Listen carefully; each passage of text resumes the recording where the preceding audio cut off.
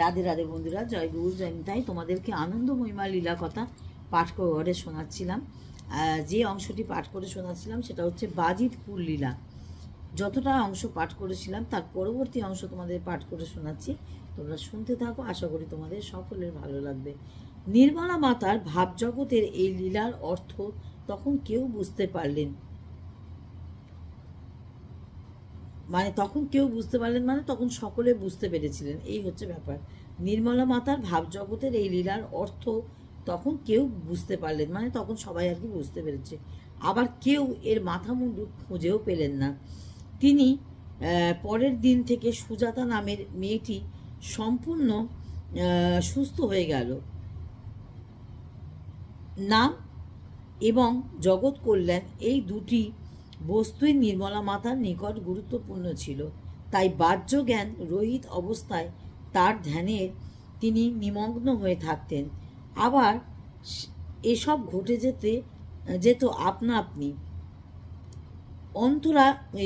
অন্তরের তাগিদ তার অন্তরেই উৎপন্ন হতো, কিন্তু কোনো অদৃশ্য শক্তি বলে তা কেউ জানতে পারতেন না।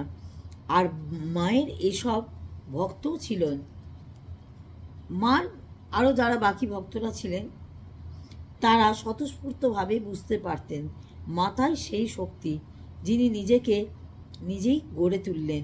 কল্যাণময় মা, জগৎ কল্যাণী সর্বদা ধ্যানস্থ থাকতেন তিনি।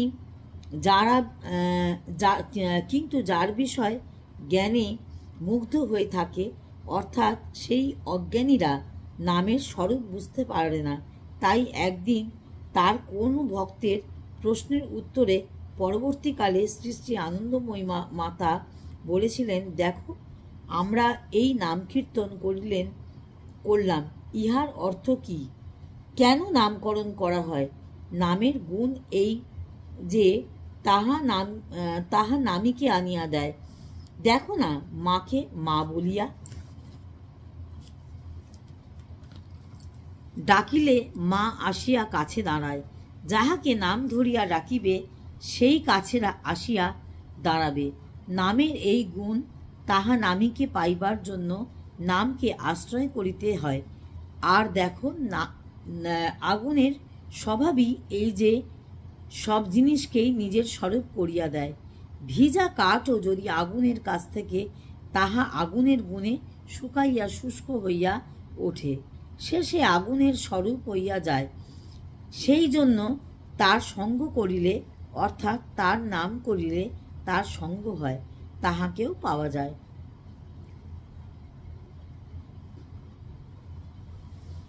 এইভাবে বাজিতপুরে এসে নির্মলা মাতার মধ্যে নামের প্রভাবে তার শরীরে ভাবতরঙ্গ বৃদ্ধি পেয়েছিল। হয়তো মন মন্ত্র শ্বাস এক করে জগতের মহাতরঙ্গের মধ্যে তিনি মিশে যেতেন এবং মাঝে মাঝে তার জ্ঞান রহিত হতো। আবার নানা আসন, মুদ্রা, পূজা ইত্যাদি আপনি হয়ে যেত। এই সময়কার নির্মলা মাতার মানসিক ও দৈহিক পরিবর্তনে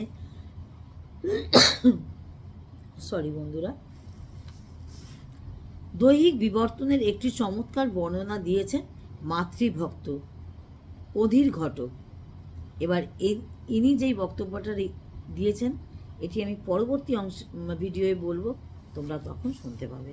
ততক্ষণ রাধে রাধে, জয় গুরু জয় নিতাই।